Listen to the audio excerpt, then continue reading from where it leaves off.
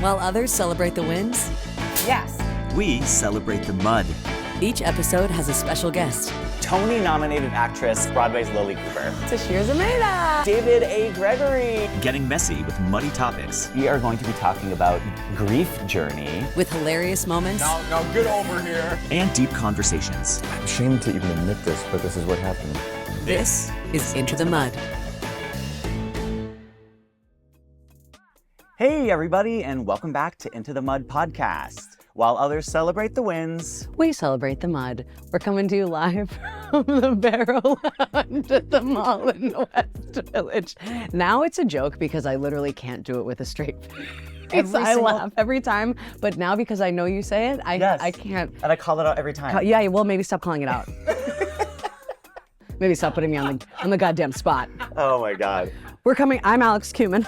And I'm Drew King, and we are coming to you live from the Barrel Lounge. I already at said the that, Moulin literally. West I already Village. said that while I was laughing. Literally already said it. Keep it going, of keep it course. rolling. See? All right, here we go. Great. That's Okay. a mud. That's mud. That's mud right there. Oh my gosh. Today, everybody, I am super, super excited to have a dear friend of the podcast who I've known for quite a long time now. But I'm so thrilled to sit down with her. It is the amazing, remarkable Khori Michelle Petinaud. Hi, everybody. Yay, Khori. We are freaking out about your brown jumper right now. It's It is unbelievable. so stunning. Thank It's you. unbelievable. Shout out to Newly. Oh my Second, God. I was Newly.com. telling her she's the second person in 2 days to talk to me about this. Newly. Newly. It's Do you know like it? a clothing rental. Wait, I think business. Keely was telling me about Yes, this. That's where her Keely opening uses night it dress too. came from. Yeah, it's Yeah. amazing. Newly, do you want to sponsor the pod? Yeah. We will wear all your Please. clothes. Thank you. Yeah. Oh my gosh. So Khori and I have a million mutual connections, but one of our best friends, we share a mutual best friend, our friend Grace. Yes. Hi, Grace. Hey, Gracie. Oh, wait. Do I know Grace? Yes, you've I met know Grace. Grace. Yes, you've met Grace as You've well. met Yes. Grace. Hi, Grace. But actually, fun fact, you know this as well. Of course you would know this. I was at Khori's wedding as like a +1. Yes. Back in 2010. When we didn't even We didn't really know each that other. well. I was definitely a +1, just being like, hey, I'm Hey, here. congratulations. Who's +1 were you? It was my ex-boyfriend Carlos, who is like the dearest, sweetest Yes, soul he's in I the love world. it. And Okay. him and I danced together, me and Carlos. Yes, Oh, they I danced love in that. this company called the Repertory Ensemble at Steps, which is a dance studio, and it's kind of Okay. like their internal company. Okay.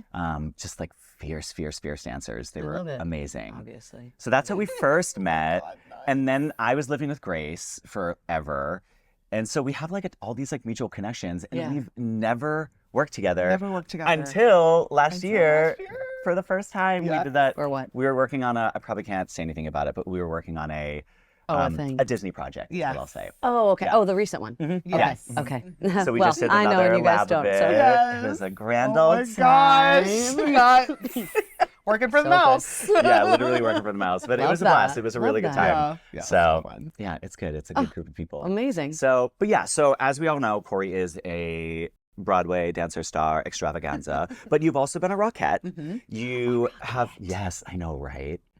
We were just talking about that I when know. when Drew came home to meet my family Oh. over the holidays. I did. We're getting engaged. Big deal. Yeah, right? Big deal. He met the family, and gosh. And they yeah, have he's a not gay baby. anymore, Yeah. so Not gay at all. not gay anymore. Um, But we were talking about the Rockettes. yeah. It's amazing. What an experience. Yeah, definitely a wild experience. In another life, I want to be a Rockette. Oh, of course. I love the Rockettes. I've always wanted to be one. I feel like another that's life I'll just come like back. it's like a required when you're a gay man that's in Yeah. the arts. So you're like, Oh my God. Rockettes. Yeah, you're just like on Yeah. tech I and wanna be a stage, just Rockette. like doing, like learning, like Yes. Rockette How long choreo. were you a Rockette? I just did one season. Wow. It was like around a time where I was like kind of trying to just figure out I had my son, and there were just like so many things that were changing after I had him. Yeah. And I was like, I've never had a dream of being a Rockette. Like Yeah. some young people, like they see That's it and it. that's They're their like- whole life. Yeah. And Well, it's like there's like height requirement. yeah, right? there's a like, height there's like a lot of requirement. different There's a lot of requirements. Like, things, and I just was like, I'm not sure like I just never had that goal. And then my perspective kind of changed on it a bit as I was taking my friend Danelle's class, who is in a major part of the Rockettes organization. She's like an associate choreographer. She's the dance captain.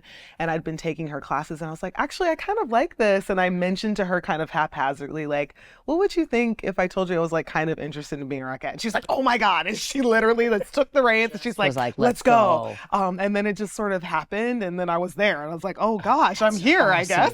That is awesome. Which was so wild, but it was like a really, really great learning experience. I unfortunately tore my hamstring at the dress rehearsal. So I was injured the entire season, which was rough. That's a brutal schedule to be injured on. Is so major. In a completely opposite hamstring tear. My brother visited me in Chicago years ago to go to Lollapalooza, and he tore his hamstring on his bachelor party doing sprints. What was he doing? They were I was like, sprinting. did he do like a jump sprint? Yeah. They were sprinting. They were being boys, sprint racing against each other, and Is then this he Mitch? Just popped. popped it. It's the worst. Black and blue. I had to wheel him in a wheelchair horrible. all through Grant Park in Chicago. All through Lollapalooza. All through Lollapalooza. Sounds like a nightmare to me. It was a full nightmare. Except he got to go into like all this like like the VIP. All the special stuff, because they're like, oh yeah, you can't go up the stairs. Yeah. You can't. Oh my God. So pro tip. Wow, I know, right? That is a pro tip. Make it happen. Pro tip. Yeah. Let's go. Pull your Tear your hamstring, and then you get Tilt- And tear then, that VIP. hand. yes, you get VIP. Yeah. But So you have anyways. you have this illustrious resume. Your resume is like one to be envied, of course. But okay, let me see if I can do this. So you were in all of your Broadway credits, you were original company member. Except for one. Except for one. Okay, Yes. so we had, yes, exactly. Okay, so your original Broadway company of Aladdin, Bob Fosse's Dancin, Lempicka, with which one of our recent guests, Richard Yoder, was the associate choreographer on. Rich. No. Love And then Chicago the Musical, which Yes. you were not an original, of No. course. Not that old. Wait, and then, Moulin Rouge, of course, you were in the original company. And then now you have the original company of the Bobby Darin musical. Is that all of them? Yes. I know. But then also television. Unbelievable. Marvelous Mrs. Maisel. You were on Rent Live. Other things up here. Yeah, up here, the Nick, The Nick. Z, the beginning of Busy. everything. Yeah. Yeah, I feel Unreal. Yeah. very thankful. Amazing. So like incredible, remarkable career. But the big but. But here we are. As we all know, this industry is brutal and everything is not always as it seems. Yes. And especially with social media, the way that things are presented and projected out there is everyone, especially you in particular, you are a big role model in the community and people really love you and look up to you because, hey, you're an impeccable performer, but also be just like a really gracious human being that is like vulnerable and raw. You share a lot on social media. And I think people really take that because you're showing a little bit of the underbelly of what it's also like to just be a freelance performer in New York City, to be a mother, to be a wife, to be juggling all of these things simultaneously. And from the outside, you're doing it masterfully. And I'm sure you're doing it masterfully on the inside as well. However, the topic we have decided that we're going to get into today, or you have decided, is generally speaking, creativity. Khori gets muddy with creativity. But that kind of is going along the lines of your own artistry and genuine creativity as it intersects with commercial art, which you've spent most of your career making your paychecks in the commercial Broadway art sphere. So talk to us in the moment where you're feeling muddy about your creativity, your creative identity, your artistry, and what it means for you to be like an artist in New York City right now. Yeah, I mean, I think it's challenging. It's a challenging time for artists. It always is, but I think since the pandemic, it's been. Broadway has still not recovered from the massive financial loss of that year and change of time, and it's definitely being reflected in how long shows are lasting now. Like shows are closing very, very quickly, but also in like the type of work that's coming. And it was really hard for me because everything that I've experienced in my life, it's beyond a dream come true. And I've worked so hard, and to be able to see the fruits of my labor in like being reflected back in the opportunities that I've been given, it's so incredible.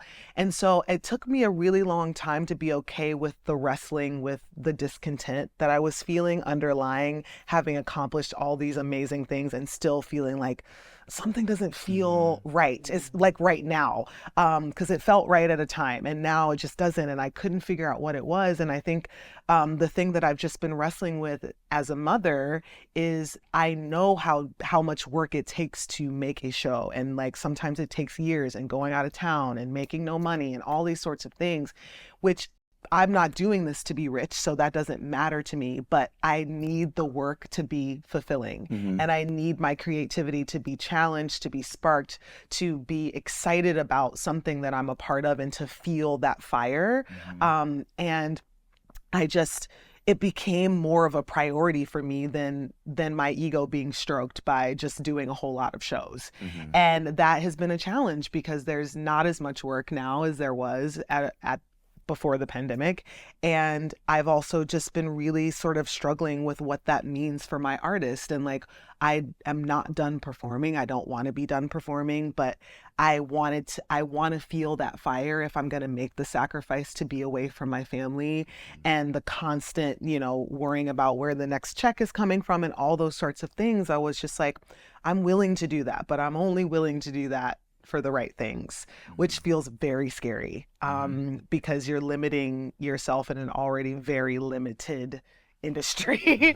And That's a huge risk. It's scary. Yeah, it's very scary. That scarcity mindset creeps in. Yes. Of like, if I say no to this, will it dry up? Yes. It's so hard to say no to stuff. So hard.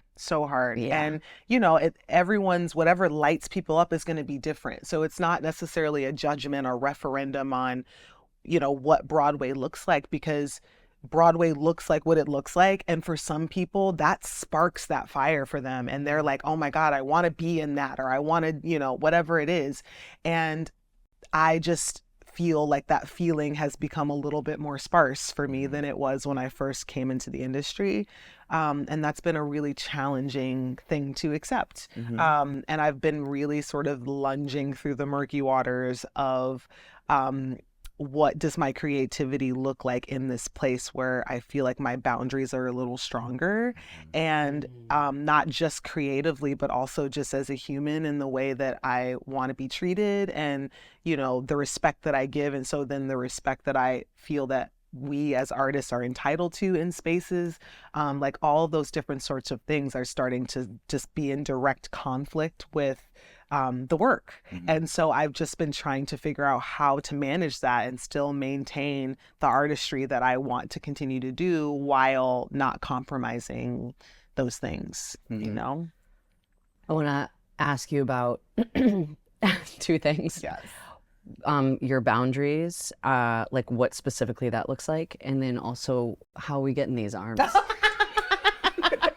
I saw you gesturing here, and I was like, oh, she's gonna ask about my arms. No, thank you. But You're a boxer. But like, I know, yes, boxing. but like dynamite. That one we can do later. But back to boundaries. Yes. But what?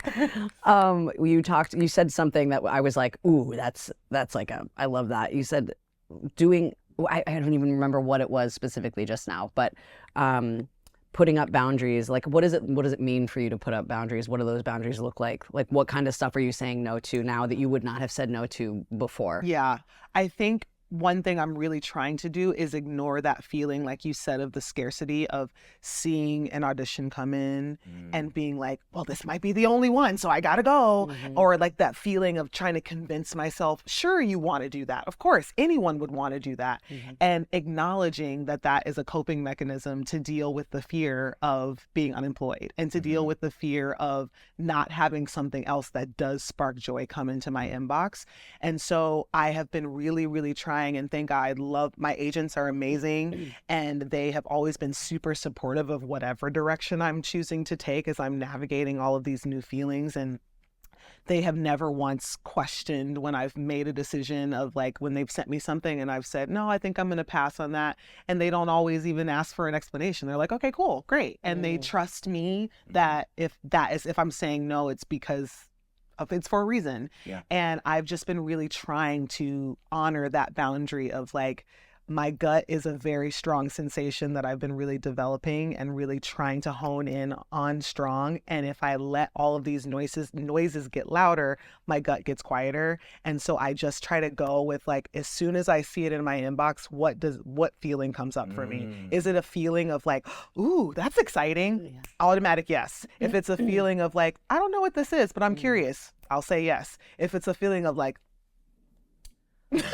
I don't know, then it's a no. Yeah. Like, even if there's even a question of just like, I don't know how I would get through this or that, it's just going to be a no. And I don't need to justify it to myself or to anybody else, just to honor that feeling. Mm-hmm. That takes time to develop. Yes. I think. does. Something I'm currently developing, and I think we've maybe talked about this, but moving towards things that feel expansive and away from things that feel like they're contractive, I Yes. guess. But knowing the difference, because that gut feeling can come really quickly, but if you haven't developed the ear to listen for it or to feel it, it's so easy to let it get drowned out in all the other Totally. stuff.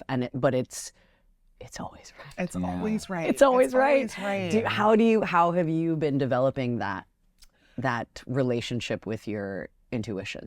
I think a lot of quietness and more stillness, which is, I mean, Drew could probably tell you, even just secondhand, is not really in my nature. Anyone who knows me knows I'm like, I'm busy, I'm running this, I'm running there, I'm going here, this audition, this class, I'm teaching here. And like, I realized in this quiet time, because I've been not doing 8 shows a week really since last summer, which is kind of the longest time since the pandemic, since everything reopened, that I've not been working consistently. And I usually am I usually get very in depressive states when that happens. I get very, very, very, just mentally confused when those things happen. And this time around, because this is the first time that this happened while being a mother, I couldn't necessarily refer to my typical tendencies, which is to isolate, and like I could bed rot and I could close my door and literally just lay in the bed for days on end. And was my tendency before I became a mother, where you can't do that. Like I can't just close my door and shut off the world, because I have a son who needs me and a husband who needs me, and I just can't do that. And so I think being forced out of those spaces and that tendency really allowed me to sort of get clear on how much of my desire to be busy is a natural inclination in my spirit of just like, this is who Khori Petinaud is, and how much of this is hiding from the realities of the challenges that I have mentally around my worth being wrapped up in my work.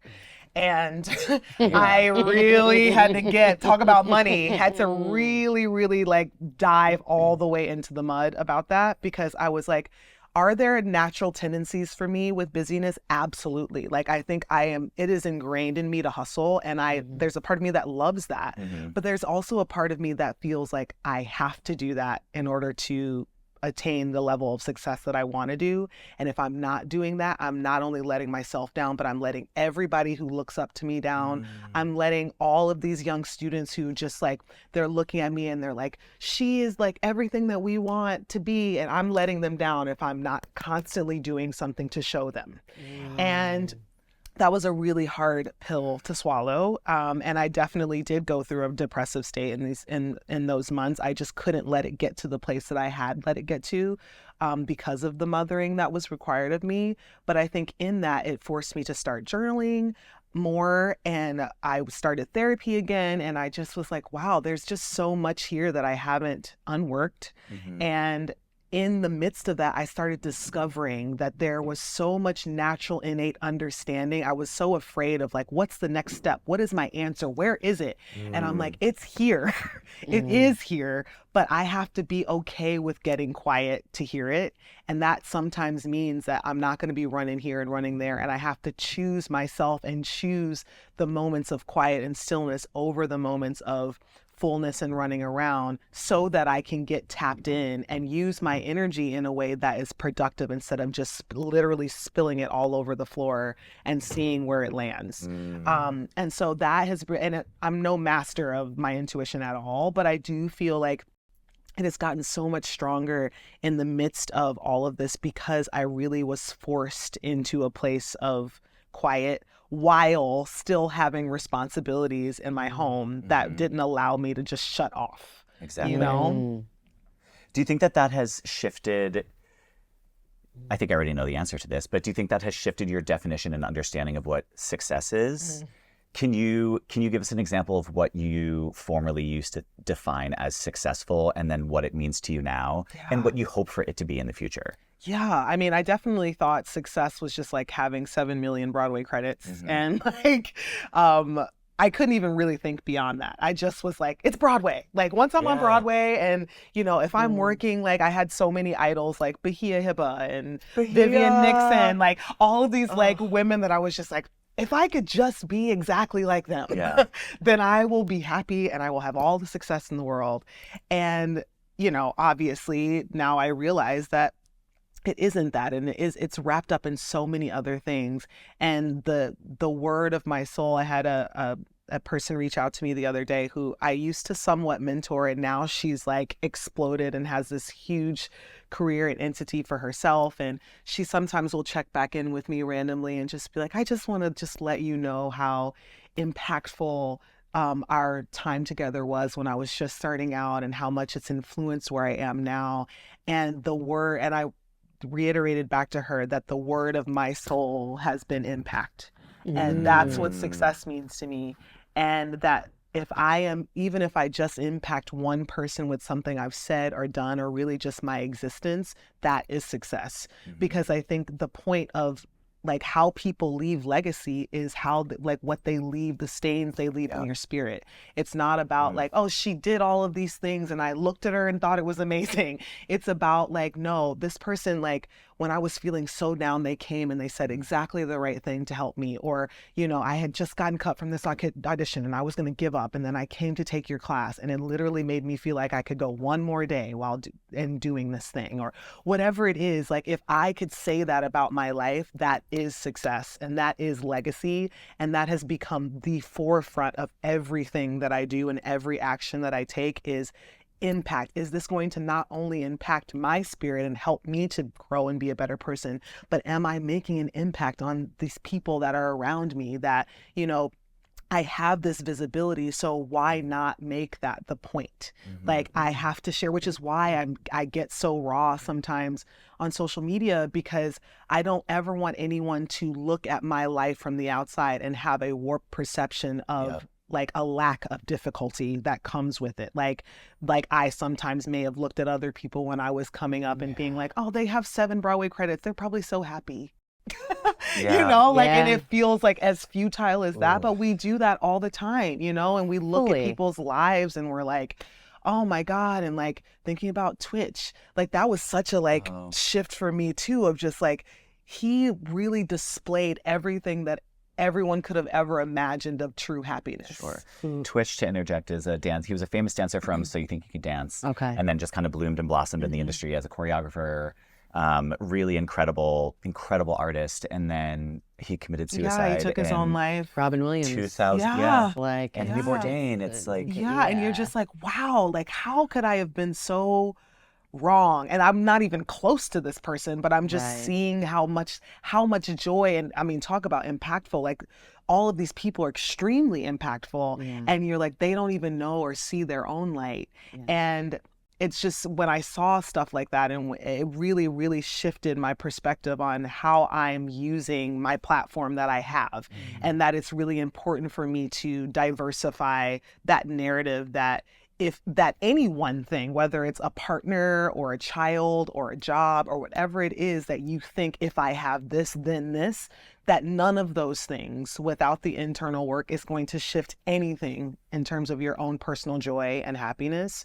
And I find it super important. I feel like it's my responsibility to be as vocal as I can. And obviously, I'm not going to share every waking inch of my life, but being able to be open and not afraid to share like the really hard parts of existing as an artist and a parent and all of those things that are not so fun, you know? What are some things recently that you've shared that have not been the like shiny new, like that have been the sort of like, here's the underbelly, like here's the tea. Yeah. I mean, I think over the years, I've shared like when I was having panic attacks at Moulin Rouge, and a lot of people were like very surprised to hear that, because I don't know what people think that experience would be, but I felt like it was important for me to let people know that happened to me. Like this feeling of like, I can't breathe and I don't know what's happening. And and, knowing that, like, normalizing those feelings in the midst of something that so many other people want to do. Yep. You know what I mean? It's as you've been talking, I've been having this thought of like, there's sometimes I feel like when you get to a certain level, you almost don't want to share negative things, because you're like, it's a privilege to be here. Yep. And so many people want what I have and don't have it. Yes. And I'm not allowed to feel this way. Who am I to complain? I'm not allowed to feel this way. And it's so, it's just so, there is no level that you can get to that everything is fine all the time. Never. And I don't think that we talk enough about when we hit those huge milestones or whatever it is, that like, you're still going to have panic attacks, you're still going to have depression, you're going to have anxiety, you're going to have bad moments, you're going to have, literally we were talking about this morning how both of us were just having like fear, just like this fear that none of us could, that neither of us could like get beyond. And it's like, for what, like everything's like, what's going on?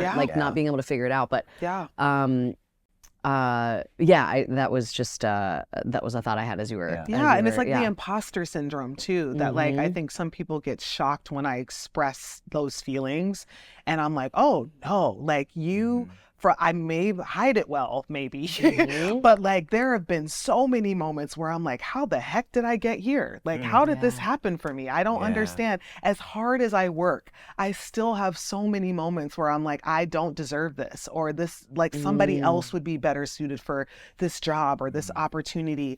And, I think that surprises people, because they think that, well, she's successful. Of course she doesn't feel that. Now she feels like she is entitled to these things. And I'm like, no, that is not true at all. And it doesn't always go away. And I think you'd be hard pressed to find even people that are in Hollywood that don't struggle with things like that are so like making so much money and like, living lives that I think a lot of us as artists dream of being able to like make that much of a living off of our art. But like they struggle with those things too. And so no one is immune to being able to feel that. And I think it's important when you have a platform to let people even just a little bit into that, so that if it can protect someone from making a drastic choice about their lives because they think that everybody else has it so much better than them, then for me, if I could just do that for one person, then the post or whatever it is did exactly what it's supposed to do. If it kept one person from having a full spiral about their lives in comparison to mine, because I know what that feels like. And it's not anything that, as much as I've been in the industry, or as long as I've been in the industry, it's not anything that I don't feel also. I want to ask you about, kind of circling a little bit back more to creativity and how you define your own creative journey, and what is the most fulfilling for you as an artist right now in this chapter. Because it seems like, and it was for me as well, when I first started out on Broadway, like, and doing musical theater, I was I loved performing, but there definitely was a part of it that was, I was eating up the validation. I was eating that up like candy. It feels good. Because it feels good. And everyone's like, oh, congrats, you got that job, or you're on Broadway. Blah. There's so much external validation. And then, of course, you go into depressive states when the contract is taken away, because then that's where your self-worth lies. So I'm curious about, as now that you are growing and your definitions of success are changing, how is that intersecting with your genuine creativity? So instead of taking a job that is going to give you the validation of, she's on Broadway, cool, love it, or like you mentioned earlier, taking maybe a job that pays a little bit less or is a little bit riskier, but it's like truly deeply fulfilling you as an artist. What do those projects look like for you? And what are you doing to try and perpetuate them and keep them going in your career as you advance? Yeah, I feel like that's also part of the mud for me, because I'm still trying to find that. I'm still in search of that.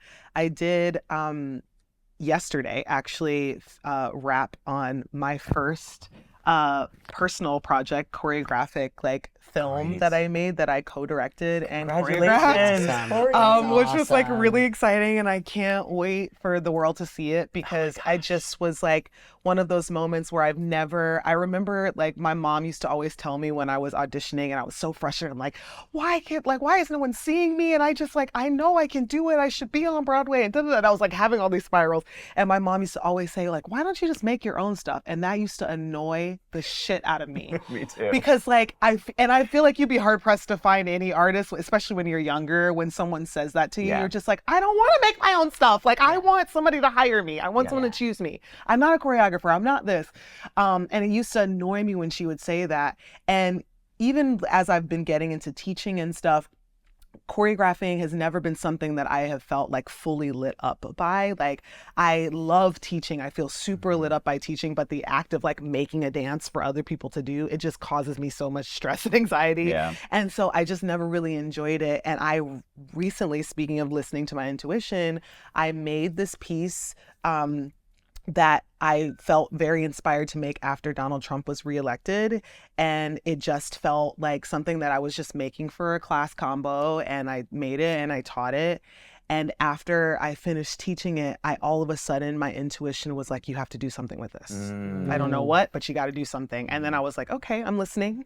And I just sort of kept that space open of like something needs to happen with this, but I'm not going to force it. I don't know. And then the intuition, the voices got louder and louder. And it was like, okay, well, like, how do you start? What's the first thing? Okay, you need money. How much is this going to cost? So then I just started like going through and trying to do like a preliminary, like, what would this cost? And then I reached out to my friend Morgan, who's an incredible artist, but also she is incredible director. And I've seen her behind the camera so many times. And I love working with her on both sides. And I reached out to her and I was like, I kind of want to do this and I kind of want you to shoot it. And she's like, yes, great, let's go, blah, blah, blah. And then I reached out to a producer friend that I know and I just said, hey, like, would you be interested in producing this? He said yes, just like no holds barred, just said yes. And things just started falling into place. And all of a sudden we did it. We did it yesterday. And I was like, this is so incredible when I felt like I could just get on the ride and close my eyes and be like, I don't know where this is taking me. I'm not trying to do this for any sort of validation other than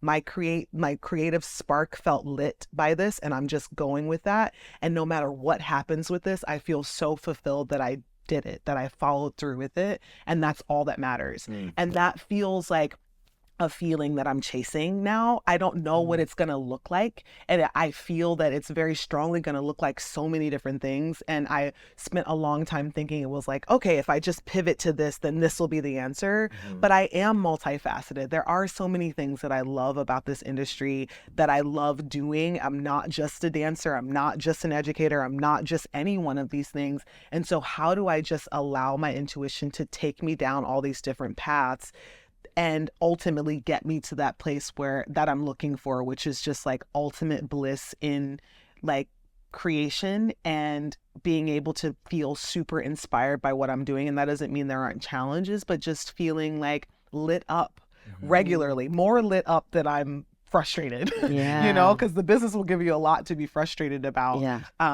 But having like that fire overtake those feelings.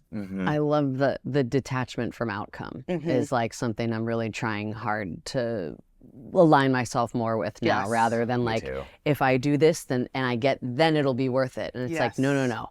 This needs to be the worth it part. Like exactly what you were saying of like the spark, the thing that's lighting you up, that needs to be, nothing else matters beyond that.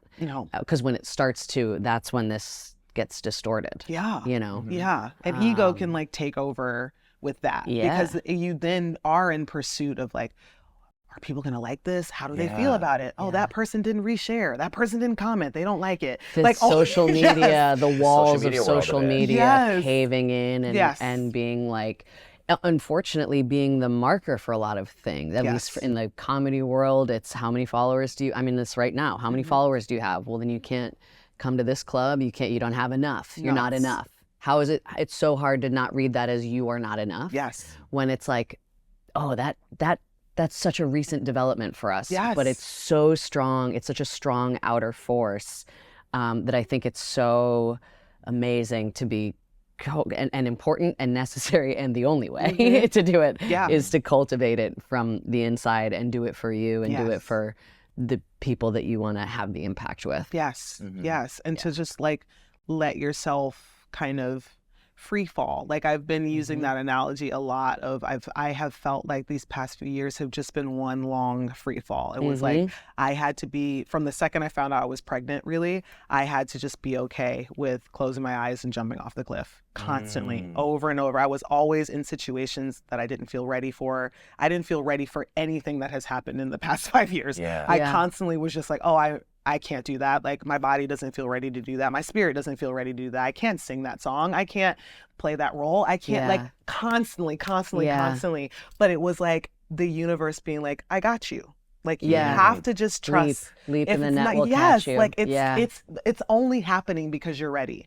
And part of the power and part of the testimony is you accomplishing it when you don't feel ready to accomplish it. That is the blessing. That is the miracle. Well, and that's the spark, and it's also the moment right before you decide is when you're like digging your heels in the darkest hardest. before the dawn. Yes. Always where you're just like, I don't want, and then it's like, it's about like, I think like learning what your process is and learning how you internal, where it feels in your body, all that stuff, the intuition, listening to yourself and being like, okay, I'm in the digging my heels in phase, and now I just need to jump. Yes. But it's the hardest part. Hard. It's right before, it's the moment right before you do it. Constant. It's the most resistance. Yes. It's your ego coaxing you back into the safe, the known, the comfortable. Yes. And that discomfort that's ahead of you, that black hole that you're like, I don't know what's going to happen. And just having to frame it as like, if you're going to put this much energy into playing out all the worst case scenarios,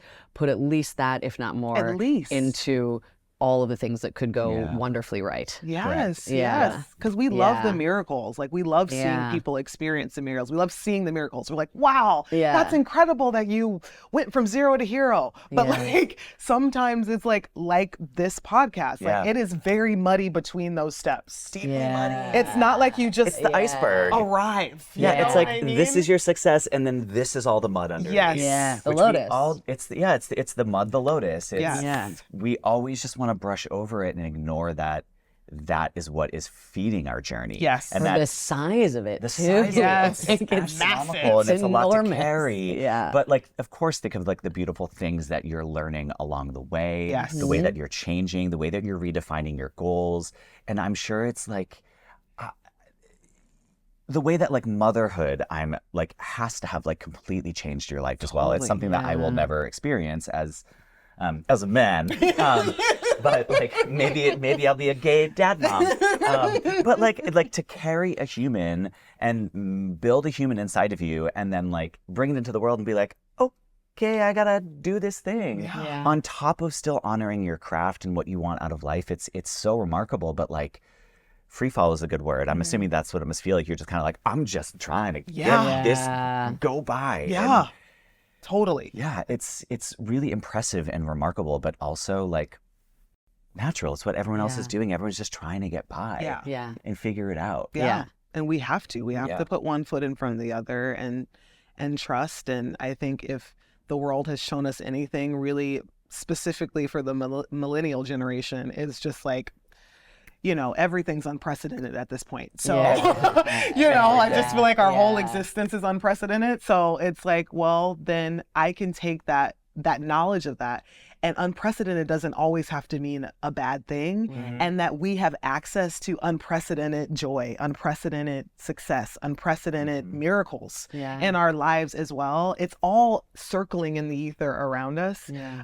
It's all about perspective and also just trusting that like what you have and what you put into the world and what other people have and what they put into the world is not a referendum on each other. Like the way they shine their light may not be the same way that I shine my light, but we can both shine. We can all get to the dreams and the goals and the things that we want to accomplish, and that they're not, they don't cancel each other out, which I think is hard for artists sometimes to understand, like in that comparison of like, well, they're doing that and I should be doing this. It's like, there is no should. Like all of our paths are going to look very different, but we can all get to the things that we want as long as we just continue to remain consistent in that desire of like that. And so I feel like when my desires have shifted from like, I just want to be in a whole bunch of things and be everywhere, to impact, all of the opportunities that have come into my space have changed. And that's been scary because a lot of them have been level up shifts of like, I don't feel ready to do that. I said I wanted to make an impact, but like, whoa, that's like too much. That's deep. That's like a lot of responsibility. that's a lot of responsibility, but like it shifts what comes into your space, you know, when you start to change your priorities. And I think that that's the place that I'm in now. Of just like my priorities are shifting, but my artist has not changed. And so I just am trying to be okay with like the things that are coming into my space looking different than what they did before, because that's what I asked for. And so I'm jumping in head first to these new opportunities. And even with this new show, with the Bobby Darin musical, I'm so excited about it because I'm taking on 2 roles I've never done. I've never swung before and I've never dance captained before. And that feels exciting to me. It feels like, okay, I haven't done this. Let's try it. Let's see what this feels like. And I can make decisions after I've tried the thing of like what that feels like for me. But it feels exciting for me to take on a challenge and not make parallel moves. And so I'm just looking forward to like what lies in store for that. Like, what is that going to feel like? And taking it all as information instead of like, you know, feeling like every decision I make is going to have this like lifelong impact on my, on my career in life. So.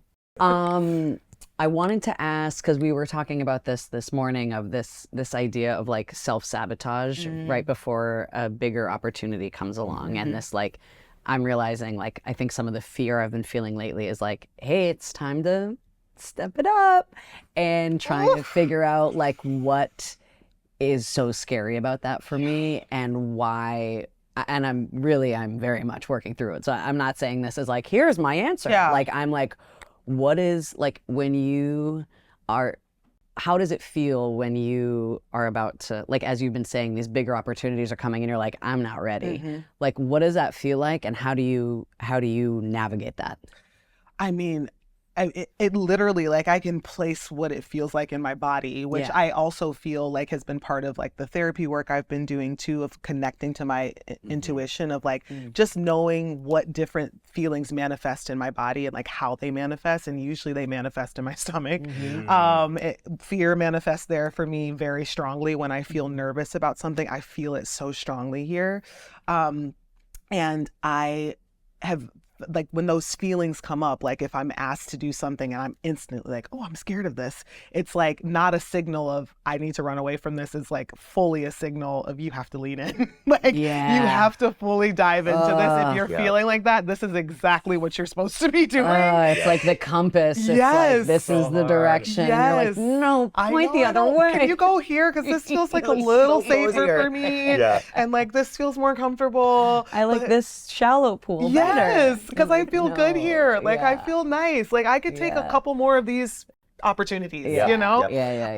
But like, it isn't, if I say that number one, like my compass word is impact, and then also like making sure that I'm leading with this feeling of like genuine wanting to grow constantly. Like, I'm constantly in pursuit of growth. If that's what I really want, the fear is the biggest indicator that that's what I have to be doing, even if it means that I'm more visible and I'm more like subject to people's criticism. And that's the part of it that I've realized is the most scary for me in Ascension, is having more people express their not liking of me or their dislike of me. I didn't realize how much that played a role in my fear of stepping up to the plate. The fear of rejection, the fear of disapproval.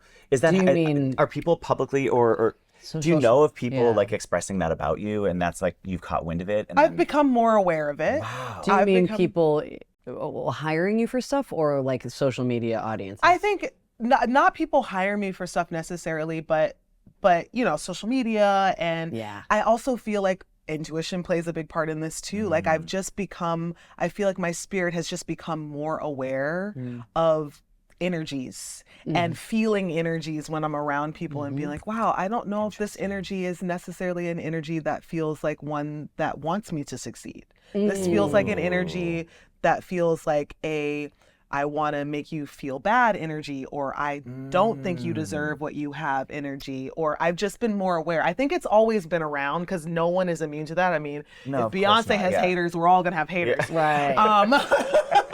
You know what I mean? Because she's Yeah. like the greatest. Right. The greatest. Yeah. But like, I think I've just become more aware. I think it's part of the portal of my intuition opening up that's made me like really sad sometimes because I'm like, wow, I guess I didn't realize that was going to happen, but it's important to know that. Like, it's important to know that not everybody wishes you well. Not everybody is excited about your success. Correct. And not everybody wants you to be where you are. That doesn't mean that you're not going to continue to ascend, but it just means that you have to be aware of that. And you have to just be aware that, you know, not everybody is entitled to access to you, and that access to you does also impact your journey and it impacts your spirit. So you have to be really protective of that. And I think the older I've gotten, the more I've just been like, okay, that's okay. Like, that doesn't mean that I have to change the person that I am in the world. It just means back to boundaries and like being really clear about like what I'm holding close to the vest and what I'm allowing out into the ether and what I'm allowing to be shared, that I'm okay with having people that aren't necessarily agreeing with it or don't like it, and being okay with that. But that has been a hard pill to swallow because I think it just becomes more obvious the more visible you get. I think it gets a little harder for people to withhold their disdain of you, or you know, and it like gets public whatever. too on people are so mean on social they get media, so and mean. it's hard. They really You know, are. we don't read the comments, but it's hard to ignore when it's just people like we're humans. Yeah, I'm like, Stop that being so mean hurts. to me. That hurts really bad. I'm like, I don't even really know hurts. you. I'm like I'm I'm such so sensitive to super all of sensitive that. person, and I'm like, Yes. I think part of my fear is also being like, I don't want to be exposed to more people because Totally. it hurts. It hurts. Like it hurt, but I do at the same time. It's like these conflicting forces. Yeah. So it's been interesting trying to work out where, you know,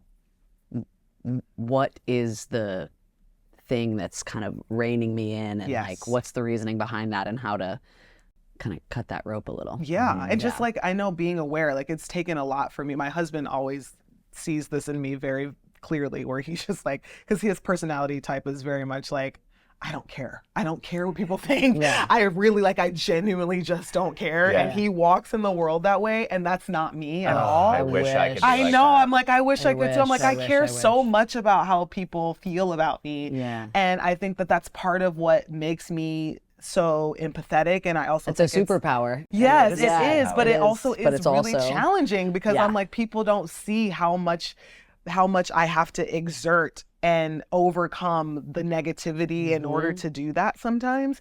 And it's just getting more comfortable with knowing that that is part of the journey. Like, the more visible you become, the more that's going to happen. And I have to just be okay with that and not let that block my blessing, because I think I let it block me for so long because I was like, I don't want people to say bad things, or I don't want to fail in front of people. I don't want people to see like the failure part. And now I'm like, I feel like the failure part and showing my failures and exposing some of those is part of my superpower, because it also is in conjunction with my success. And part of my success would not have even happened without all of these massive failures that I've had in my life, or these things that have been really hard, like my mental health issues, the panic attacks, like the imposter syndrome. Like, that is all part of how I've gotten to where I am. And so it's part of my story, and it's not a part of my story that I want to hide or that I don't want people to see, because it's important, you know? Okay. Well, Khori. that's our tagline for the podcast.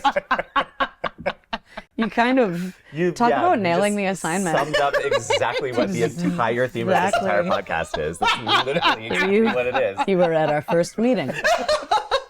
Okay. Yeah, you were literally at a brainstorming session, weren't you? Like, You I'll were just just, like like, a fly listening on the around wall. corner. Yeah. Like, what do they want? What do they need? Well, we're out of time. What a bummer! I could talk to you for I know. hours. Oh my We'll God, have to do a part 2. I like that we're gonna have part 2s for. I like part 2s, yeah. Oh, We're part looking at- 2s we're are looking at coming? part 2s in the future. Oh, I love yeah. this. We haven't done any yet, but we want have to them. do so. We have very them. We're exciting. booking Yeah. it out. But We're gonna sometimes do a these quick conversations just rapid flow and we're fire. like- I know we have to cut it off. And we have to cut it off, and I it's so know. like. But I mean, wow! You just That wrapped was it up like, unreal. So That was beautifully. That was perfect. Gorge. So awesome. Rapids. Okay, so now is our rapid fire time. Just sort of clear your mind. This is just very low stakes. This could not be lower. Could not be lower of stakes. Where are we? Right here. Okay, ready? Right at the top. So here we go. Here we 3, go. 2, 1. Coffee or tea? T. Romeo or Juliet? Juliet. What's the capital of France? Paris. Swim with a whale or a dolphin? A dolphin. How many legs does a spider have? 8. Bob Fosse or Gwen Verdon? Oh, God. Oh! Gwen Verdon. Same. Oh, my God. Do you snore? No. Okay, Kill, Fuck, Marry movie musicals edition. Wicked, Chicago, Hairspray. Ooh, Kill, Hairspray, Marry Chicago. Fuck Wicked. Okay, great. Best anniversary you've ever gotten from Wayne? Oh, best anniversary. Oh my God. I think our trip to Bermuda that we took. Ooh. awesome. Would you rather take a ride on a unicorn or a dragon? Dragon. Yes. I want a dragon. Absolutely. That's 100%. Mother of I dragons. was so nervous about that. That was Mother the of most stressful dragons. part. Everyone always I gets know. so nervous for Everyone it. It's freaks very out. funny. I love. Oh, I God, I'm kind nervous, of I'm love. nervous. I know. People are like, I was an alcoholic, beaten by my dad. Get coffee or tea. I don't know. Our last one, we filmed the last episode that came out last week was our friend Carmen. Oh, yeah. And it was like she kept on being like, I don't know, maybe this, and like Alex is on the side. And she's like, answer the Just question. answer it. Answer it. It's rapid fire. Rapid. I was Rapid. editing and I was like, this is so funny. It gave me so many giggles. Oh my gosh. Khori, I love you. I love you. I love you. so Thank you much. so much for being That here. was That so like amazing. so It was beautiful. so amazing. You nailed it. and rich. Yeah. And Can't what, wait. what you said about having an impact, you really do have such an impact. And I'm also so deeply proud of you for talking about the things that are not impactful, Yeah. the things that are hard and are icky and Yeah. painful and just The soul Mommy. word. I love that's that. all important. Yeah. It's all there, and I think that's what makes you so special and like such a force as a human being, but also in the industry, but primarily as a human being. Thank you. So thank you for being here. Thank you for having me. I feel very Where honored. can we tell the people? Yeah, to where look can at we your find socials? you? Website, blah blah blah. Yeah, Or don't have a website. Good. But my Instagram is KMR8787. I have a TikTok until maybe January 19th. Till the 19th? Who knows? Yeah. My TikTok is Khori_Petinaud. And yeah, that's it. TikTok and Instagram. great, Main places. amazing. All right. Thank you so much for being here. Thank you you. for your time. Thank you all for listening. We love you all. Have a Like, good follow, day. subscribe. We love you. Bye. Bye. Bye.